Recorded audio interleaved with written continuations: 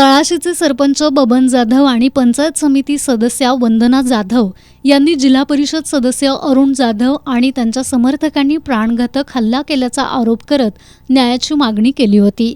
या पार्श्वभूमीवरती अरुण जाधव यांनी तळाशी इथं पत्रकार बैठक घेत आपली भूमिका स्पष्ट केली आहे। हा कोणताही प्राणघातक हल्ला नसून सरपंचांनी रचलेला बनाव आहे। सरपंच बबन जाधव हे हल्ला प्राणघातक असल्याचं सांगत आहेत, मात्र त्यांच्या गाडीची केवळ एकच काच फुटलेली आहे आणि त्यांना कोणतीही दुखापत झालेली नाही। मग हा हल्ला प्राणघातक कसा म्हणायचा, असा सवाल आता त्यांनी उपस्थित केला आहे।